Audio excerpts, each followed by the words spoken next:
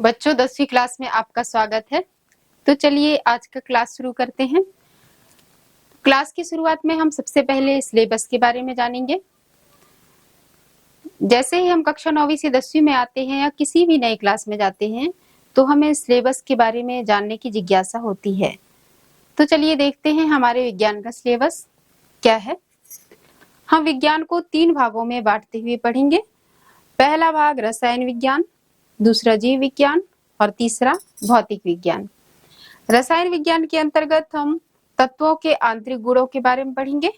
जीव विज्ञान के अंतर्गत जीवों की जीवन प्रक्रिया और आनुवंशिकता अर्थात एक पीढ़ी से दूसरी पीढ़ी में लक्षणों का स्थानांतरण, और भौतिक विज्ञान के अंतर्गत तत्वों के बाहरी गुणों के बारे में पढ़ेंगे।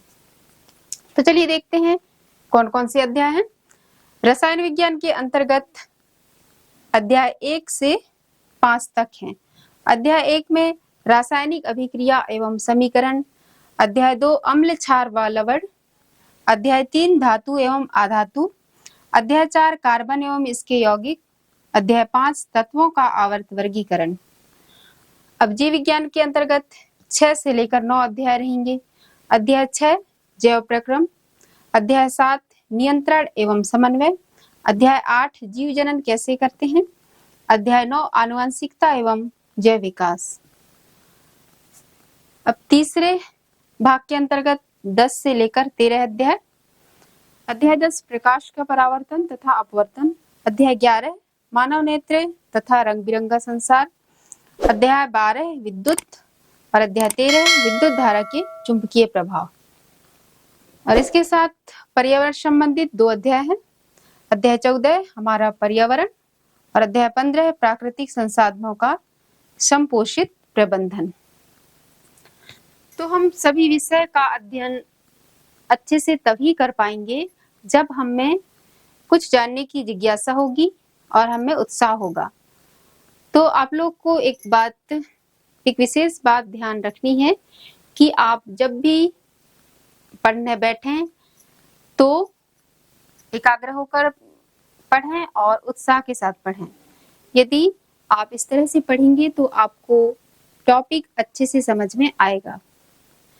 आप क्लास में आपको जिस टॉपिक को पढ़ाया जाता है उस टॉपिक से संबंधित आप शॉर्ट नोट्स बना लें और उस नोट्स को घर में जाकर रिवीजन करें और उस टॉपिक से संबंधित आप प्रश्न तैयार करें और उन प्रश्नों का उत्तर उसी दिन याद कर लें।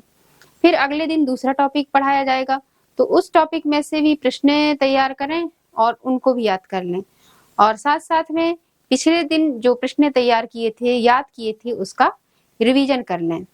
तो ऐसा करने से आपको नए प्रश्नों के उत्तर भी याद होंगे और साथ साथ में रिवीजन भी होता चला जाएगा। तो आप रिवीजन करें तो जल्दी करें। यदि आप रिवीजन को 15 दिन बाद या 1 महीने बाद याद करेंगे तो आपको वो याद नहीं रहेंगे, वो हमेशा आपको नया प्रश्न या नया उत्तर लगने लगेगा। तो चलिए आप लोग को मैं बताती हूँ कि रिवीजन कैसे करना है। पहला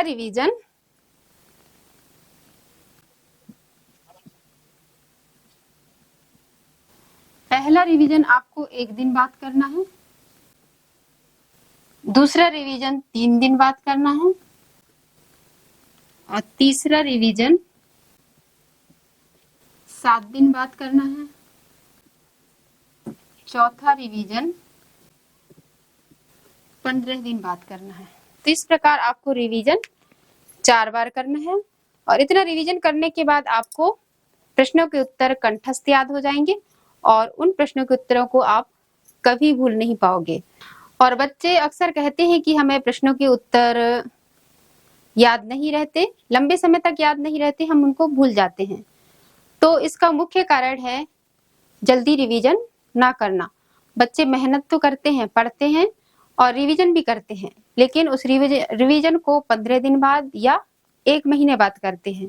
तो ऐसा करने से पढ़ी हुई चीजें हमारी माइंड से हट जाती हैं और उसकी जगह में नई चीजें आ जाती हैं।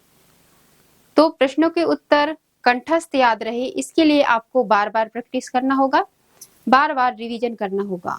जब हमें प्रश्नों के उत्तर कंठस्थ याद रहेंगे, तभी हम परीक्षा के समय एक निश्चित समय में सभी प्रश्नों को हल कर पाएंगे।